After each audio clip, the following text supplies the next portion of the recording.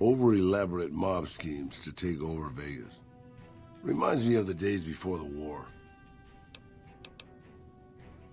That's what I love about you, boss. Your firm belief that one day you'll actually remember things people tell you. What do you want to hear about? I grew up in a place called Hidalgo Ranch, just outside Mexico City. It wasn't much, just a bit of a farm, with a house for 3 generations of Tejadas.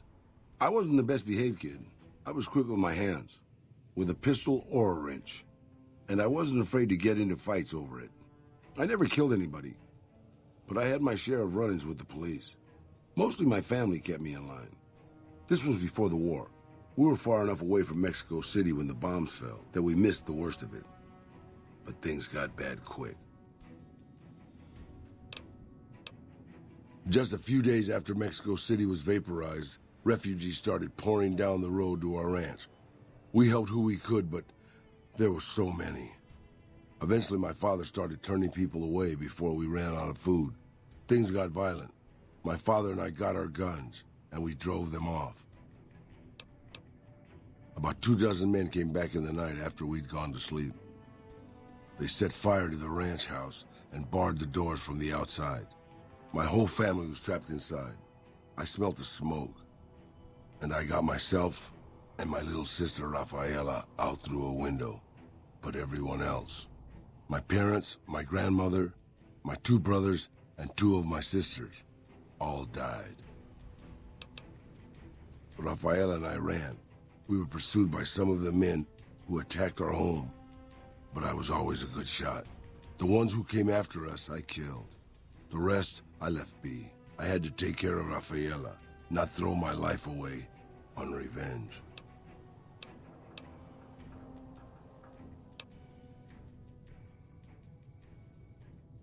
I know that, boss.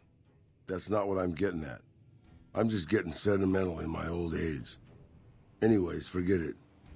Just wanted that off my chest. I can't believe we were allowed inside the Lucky 38. That place has been a legend since before the war. That's what I love. After the fire, I knew my sister and I couldn't stay at Hidalgo Ranch anymore. The refugees still wanted me dead. They even put a bounty on me. I remember how scared Rafaela was. I told her if she came with me, we'd see the Vaqueros. She used to love the rodeo, especially the trick riders. We figured maybe we could find help in Mexico City. We were young. We didn't know what had happened, really. We didn't understand about the bombs. I don't think it was as hard hit as D.C. or Bakersfield, but it was bad enough. By the time we got there, the city was a radioactive ruin. Still, the city was full of looters, already forming into the beginnings of raider tribes. Crime was bad before the war, but now it was a nightmare. We were living like scavengers, scraping by on what little food we could find, always looking for medicine for my burns. And then, of course, the radiation started to kick in, turning me into this handsome devil you see before you. You're a poet of understatement, boss. But there were moments it was almost worth it. I still remember finding that novelty costume shop. I was just looking around for something I could slice up to wrap my burns when I saw the Vaquero outfit hanging on the rack, like it hadn't been touched. I took it, not like anybody else needed it, you know, and wore it back to our camp. Rafaela laughed, for the first time since the bombs had fallen. It was. I started to build up a legend. Sometimes it headed off trouble, but most of the times it just started more. Young punks looking to prove themselves would come looking for me, but my eyes were sharp and my guns were quick. For a while, it seemed like we might even survive there, until Rafaela. She went out to find some food one day. I was sick, so I stayed at our camp. I guess it must have been the beginning of radiation poisoning. Anyway, it was supposed to be safe, but some raiders happened to pass through where she was scavenging. I won't speak of what they did to her. When I found her body, the only way to recognize her was this funny little scar on her knee from when she was a little girl. Terrible doesn't begin to cover it, boss. I led my whole family down. First the ranch, now Rafaela. I was the last Tejada.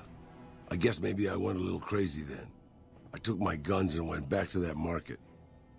I didn't have many bullets, but I had enough. After the raiders were dead, I salvaged what I could from the store. I was tired. I just wanted to be alone forever. I left Mexico City behind. I made my way out to the Gulf Coast. Eventually, I found an old Petro Chico refinery nobody had claimed. I stayed there for a little while, and I thought a lot about my life. I thought about the guns I'd lived by and what they'd gotten me. I decided my guns hadn't gotten me anything, and it was time to give it up.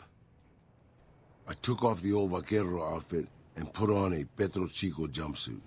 The name tag said Miguel, so I started using the name myself. Eventually, I made it to Arizona. That's another story, boss.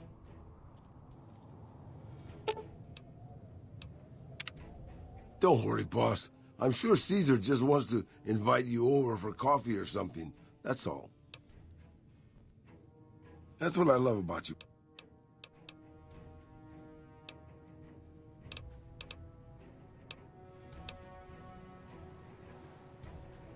I left everything when I left Mexico.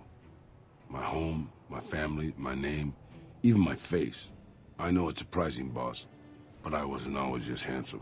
As far as the world knows, I was Miguel, and I was okay with that. I headed north for a while, and ended up in Tucson. Not Tucson, by the way. Things were good there. Well, maybe not good, but better than Mexico City anyways. I found myself a little shack, started fixing things. Well, sure, boss. I was always good at fixing things. Some I fixed for the town, some I fixed for other people, some I fixed just for the hell of it. It's a better way to use your hands than killing. And even then, I wasn't getting any younger or faster. I lived there for a long time, kept to myself, didn't get into any fights. Hell, the only reason I even kept my guns oiled was professional pride. Getting there, boss. I'd been in Tucson. The locals can call it Tucson all they want, but it's Tucson, damn it. About 75 years when she showed up. Prettiest thing you ever saw, boss. Maybe it was just a trick of my senile brain, but I swear she looked just like my Rafaela. Her name was Claudia. She ended up taking work at one of the brothels in town. I never went to her, of course. How could I? But I looked after her in my own way. This was a long time ago, before Caesar's Legion pacified Arizona and brought the raider tribes to heel. A tribe came into Tucson one day. More a gang, really. Dirty Dave and his 6 brothers. They were looking for bullets, and I sold some to them. I figured if I did that, they'd leave town before they tore it up too much. No, boss. No, they didn't. As I was saying, I hoped they'd leave the town in peace. Instead, they decided to stop at Claudia's brothel to take the edge off. I don't know which one of them got rowdy first, but by the time I heard the screams and got my guns, it was too late. They shot up the brothel, killed 4 girls, and taken Claudia for their sport. I went after Dave and his brothers. They had a head start, but they slept nights. I didn't. Took me 3 days to catch up to them. Claudia was dead when I got there. They put a bullet in each of her eyes. I couldn't do anything except avenge her, just like Rafaela. I charged into the middle of their camp and started firing. 2 of them were dead before they knew I was there. The other 5, though, they shot the shit out of me. I would have died, I think, if I wasn't so full of rage. By being a meaner old cuss than the rest of them, boss. I wanted to keep living until they weren't. So I just kept shooting until they were all dead. I was in pretty bad shape in the end, though. I don't know how long I laid there, with the sun baking me and the buzzards chomping at me. Eventually, I got the strength to start moving. Some long time after that, I managed to drag my carcass back to town. When I recovered, more or less anyways, I left Tucson and headed west. I ran into Tabitha at Black Mountain, and well, the rest you know. I swore I was done with the gunslinging life. I was too old, too slow, and too beat up to protect anyone anymore. After seeing what you go through, I think I made the right choice. So thanks for that, boss.